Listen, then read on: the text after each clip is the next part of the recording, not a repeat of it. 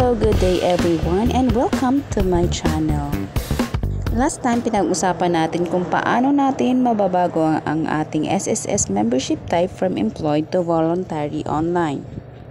Ngayon naman, ituturo ko sa inyo kung paano natin i-update ang ating SSS mailing address online. So, eto na, using our mobile phone. So, mobile phone lang meron ako. I-tap natin itong Chrome. Dahil pupuntahan natin ang website ng sss.gov.ph. So, dito sa search box, i-search natin ang SSS login member. So, ayan. Pag pindot mo niyan, lalabas na yung website ng SSS. So, yung link na yan yung website ng SSS. So, i-tap na po natin. Okay.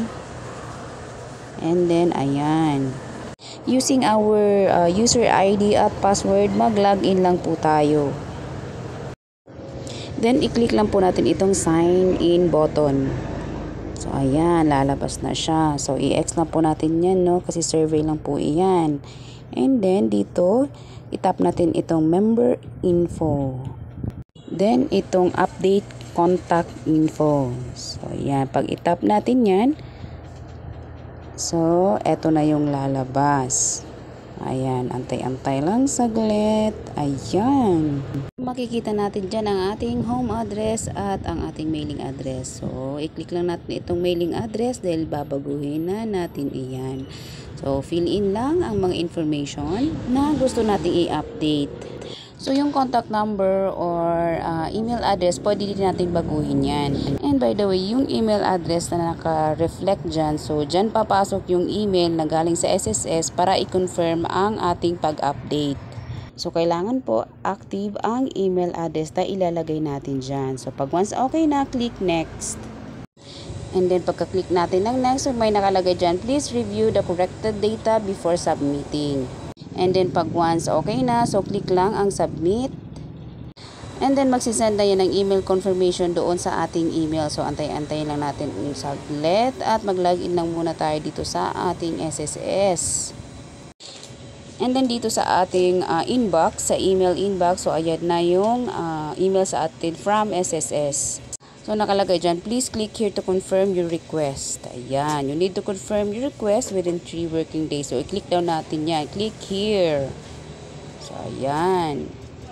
Then, while on process pa yung confirmation natin sa ating request, so, ito yung nakalagay sa baba. You have pending transaction, updating of contact information is not allowed. So, na-log out ulit tayo. O, login ulit. So, ayan. Pagka-login natin, so, ito na yung lumabas. Ayan, may lumabas na confirm button. So, nakalagay dyan, this is to confirm the following changes in my contact information. Pag once okay na, click confirm. So, ayan, you have successfully confirmed your request. So, antay tayo 2 calendar days bago natin ma-receive yung email. So, yung email na yun, maglalaman din yun ng PDF copy sa ating transaction. So, dito na tayo after waiting. Yan na. Okay. So, ito na yung email from SSS. You have successfully updated your contact. Okay. So, ito na yung PDF na sinasabi ko. I-open lang po natin iyan. And okay. Wait. So, ayan na siya. So, makikita natin na na-change na siya from Manila to Davao, no? Ang layo ng pinagbago ng ating information. At sa karahilanang nag-for good na ako dito sa Davao. Ayan. So, i-zoom natin kasi hindi masyado makita So, ayan. I-blur natin sa taas medyo medyo private. So, ayan. Diba? So, from Manila to Davao del Sur. So, dito sa type of correction bait, so B hanggang E is wala tayong ginawang pagbabago. So, wala din siyang nag-reflect. Then, kung pupuntahan natin dito sa ating account, dito sa SSS, dito sa member info, itap natin yan. So, wait lang ha. Zoom natin.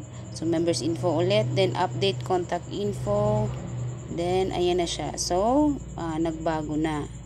Hindi na siya yung address ko sa Manila.